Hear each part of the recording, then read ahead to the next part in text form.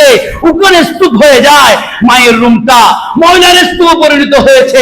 শুধু তাই না, মা মারা গেছে, এক সপ্তাহ ঘরের রুমের মধ্যে পচে গলে গেছে, একটা সন্তানেরও কোনো খবর। এটাই প্রমাণ করেছে আমার নবীর হাদিস, ১৫০০ বছর আগে উম্মতরে সন্তানকে সর্বোচ্চ শিক্ষায় শিক্ষিত করবা এমন কোনো কথা নয়, তাকে উত্তম শিক্ষায় শিক্ষিত করো, নৈতিক শিক্ষায় শিক্ষিত করো, তাকে আল্লাহ এবং রাসূল চিনায়া দাও, দেখবা সে মা বাপ কত চিনবে। তিনি বললেন কলা উম্মি, আমার মা বাঁচি আছে। সুবহানাল্লাহ বলেন, আরো জোরে বলেন। কি বাঁচি আছে? মা বাঁচি আছেন। আমার নবী বললেন, নবীজি সাল্লাল্লাহু আলাইহি ওয়াসাল্লাম বললেন, তাহলে মায়ের সেবা করো, আল্লাহর সাথে সুন্দর সম্পর্ক স্থাপন করো। এটা যদি করতে পারো, তোমার মা সন্তুষ্ট থাকেন, তবে তুমি হজ উমরা এবং জিহাদে যাওয়ার সওয়াব আল্লাহ তোমার ঘরের মধ্যে দিয়ে দিবে। আরো জোরে বলেন আল্লাহু আকবার। তাহলে যুবক, মার সেবা করা ফরজ না ওয়াজিব? জিহাদে যাওয়া ফরজ, কিন্তু ঘরে মাকে রেখে নয়, মাকে অবহেলা করে নয়। হযরতে বাইসুল করনি নবীর পাগল, কাঁদতে কাঁদতে দেওয়ানা। মা বলে, বাবা রে, তুমি ছাড়া কেউ নাই, তুমি গেলে কে আমাকে দেখবে? নবীর কাছে চিঠি লিখছে, ও নবী রে, মাকে ছাড়ি তো যাইতে পারে না।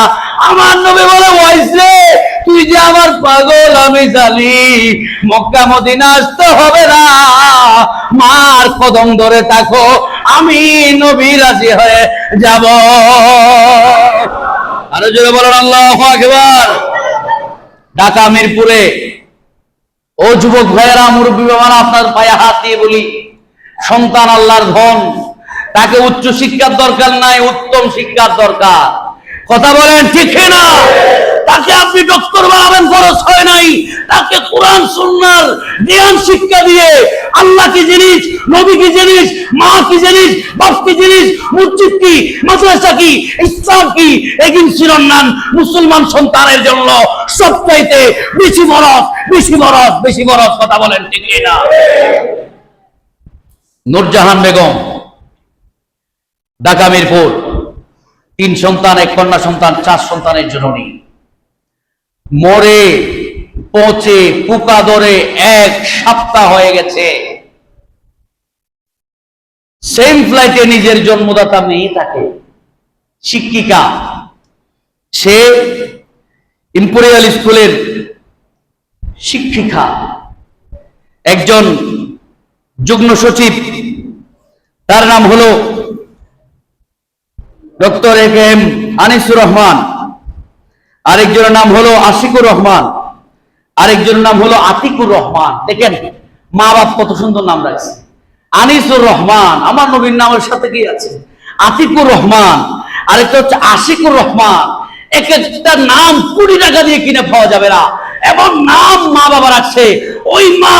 ওই মায়ের রুমটা আপনারা দেখেছেন সোশ্যাল মিডিয়ার মধ্যে, একটা ডাস্টবিনে মানুষ যেমন ময়লা ফেলতে উকানে স্তূপ হয়ে যায়, মায়ের রুমটা ময়লার স্তূপে পরিণত হয়েছে। শুধু তাই না, মা মারা গেছে, এক সপ্তাহ ঘরের রুমের মধ্যে পচে গলে গেছে, একটা সন্তানেরও কোনো খবর। এটাই প্রমাণ করেছে আমার নবীর হাদিস, ১৫০০ বছর আগে উম্মতরে সন্তানকে সর্বোচ্চ শিক্ষায় শিক্ষিত করবা এমন কোনো কথা নয়, তাকে উত্তম শিক্ষায় শিক্ষিত করো, নৈতিক শিক্ষায় শিক্ষিত করো, তাকে আল্লাহ এবং রাসূল চিনায়া দাও, দেখবা সে মা বাপ কত চিনবে। জোরে বলেন না সুবহানাল্লাহ। আরো চিৎকার করেন আল্লাহু আকবার। আমি বাংলাদেশ সরকারের প্রতি এই ঘটনাকে কেন্দ্র করে সন্তানদেরকে উপযুক্ত কাজ করে দাঁড় করানো হোক। কেন মায়ের প্রতি অবহেলা করা হলো, এইভাবে যদি শাস্তি নিশ্চিত করা হয়, হাজার হাজার মায়ের যুবক মা বাবার দায়িত্ব নিতে শিখবে। কথা বলেন ঠিক না? মা বাবা খবর নেওয়া কি সন্তানের দায়িত্ব ছিল না? নিবে কেমনে? সন্তান তো সচিব, সন্তান তো ডক্টর, সন্তান তো বাহিরে থাকে, তার কোটি টাকা কামিনের বউ মায়ের গু পোছাইতে পারবে না, মাকে সেবা করতে পারবে না।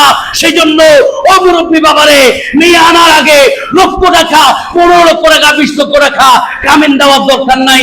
দেখো আগে মেয়েটা আল্লাহ এবং রসুল ধার্মিক কিনা। জোরে বলেন না সুবহানাল্লাহ। আরো জোরে বলেন আল্লাহু আকবার। আল্লাহ তুমি আমাদেরকে সঠিক মা বাবার হাতে মানায়া দাও। হাদিস প্রসঙ্গে এসেছে 7 নাম্বার হলো, মা বাবার যদি খেদমত করেন উমরার সওয়াবও পাবেন, হজের সওয়াবও পাবেন, জিহাদের সওয়াবও পাবেন। আর একটু আস্তে বলেন সুবহানাল্লাহ। সালাতুন ইয়া